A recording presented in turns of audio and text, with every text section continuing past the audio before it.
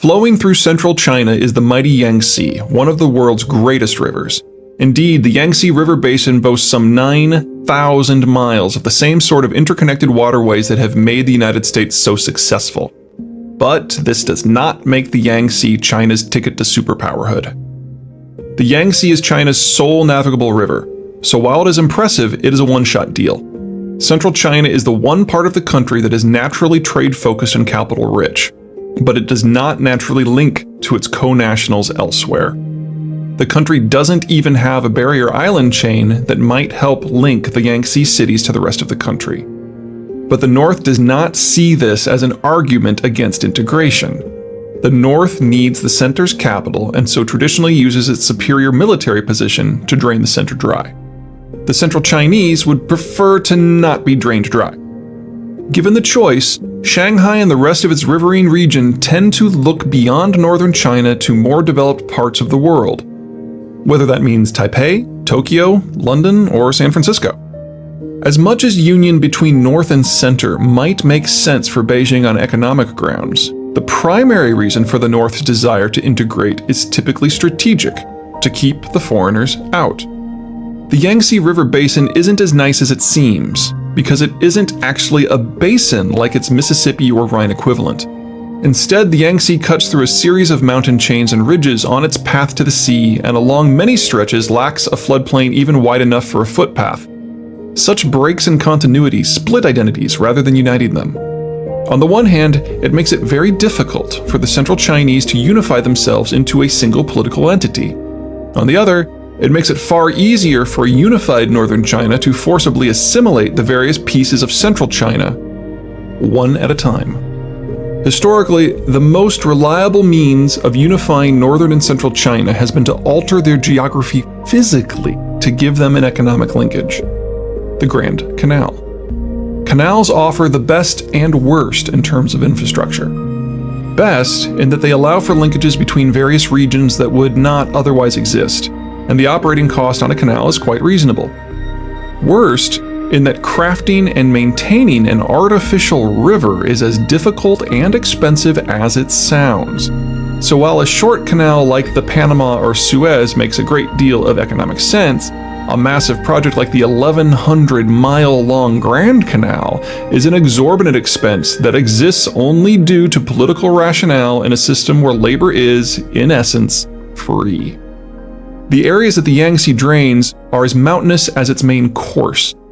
The elevation means that many of the basin's 9,000 miles of navigability are seasonal and/or shallow. If you eliminate any Yangtze River Basin waterways that lack a channel of at least 9 feet of depth for 9 months of the year, that figure drops to 1,700, and the number of navigable tributaries drops from over 100 to just 1. While it seems huge on a map, and the Yangtze is indeed navigable 1,600 miles inland from the coast, the area of usable territory it empowers is less than that of the Elbe. Is the Yangtze useful and worth having? Of course. Transport along it makes central China far and away the most capital-rich part of the country. But central China is neither integrated with the political core of the North, nor does its own fractured nature do anything but complicate northern China's always vexing problem of internal disunity. The Southern Secessionists. Then there is the South, which is a world apart. South China is a riot of hills and mountains extending south from the same ranges that so hobble the Yangtze. Such rugged topography has the same impact on cultural and political unity and wealth as the rough terrain in Mexico or the Balkans. Very few coherent large powers have ever arisen in the South. Aside from a short stretch of the Pearl River in the far south, none of the many southern Chinese rivers are navigable. Making matters worse, southern China is sufficiently far south that it has moved fully out of the temperate climate zone that dominates North America and Europe. Most of southern China is subtropical, with the southern coast being fully tropical. Just as the diseases native to the tropics of India or Brazil have hugely slowed their cultural unification, the same is true of China. The northern Chinese coastline is flat, shallow, and plagued by sandbars. Natural ports are few and far between, and what few exist cannot support large vessels. Even in the rare instances when northern China was united, it only rarely engaged in maritime commerce. The south is the opposite. Its coastline is both deep and severely indented, allowing easy maritime access and egress all the way to the earliest days of Chinese history. Southern China sports the majority of the natural harbors of all of mainland East and Southeast Asia. Mix the good port potential with a lack of rivers, a host of mountains, and the enervating impact of the tropics, and you get a bizarre geopolitical mix.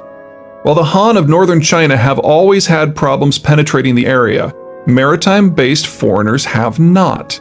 Southern China's excellent harbors back directly into rugged highlands. Just as that rugged territory limits northern penetration or southern consolidation, it also limits the ability of any local southern power to look to the sea. They just can't reach the coast easily. Instead of the excellent southern harbors serving the needs of Chinese, either northern or southern, they instead serve as the perfect perches for outsiders. The area has long been a foreigner's playground, but one in which the locals welcomed the interference. Trapped in small inland pockets by their geography, the southern Chinese regularly collaborated with the foreigners to access the outside world. So yes, pirates and traders have long enriched themselves along the southern coast, but the locals often participated in empire as a sort of surrogate or sidekick, with Hong Kong being the most recognizable example. As early as the 12th century, southern Chinese cities were importing over half their foodstuffs, largely via such collaborative links.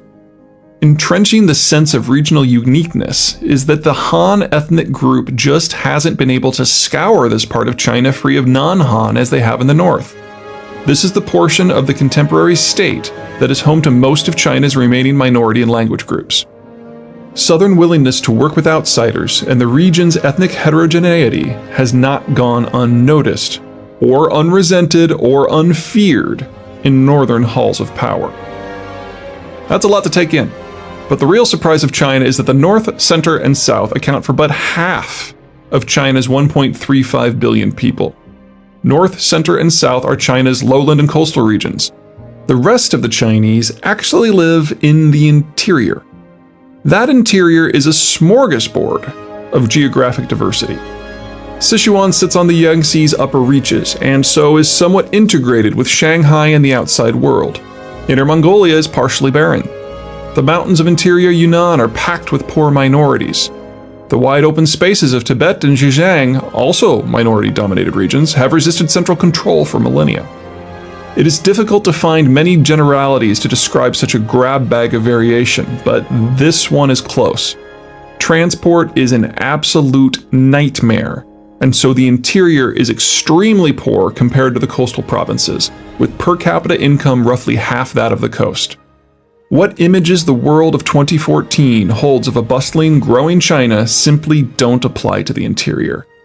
Like nearly all other interior rugged regions of the planet, this portion of China seems stuck in another age.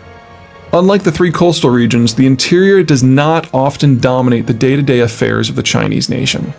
Geography keeps the interior populations sequestered from the coast and one another, making it difficult for them to interact, much less set China's agenda. Yet there are still some 650 million people living there. Combine such populations with such poverty, and on the rare occasions when some charismatic figure can unite the interior, every part of China shakes. While Mao Zedong's effort at consolidation may have hit critical mass in the north, it was his efforts to mobilize the interior that set him on the path to leadership.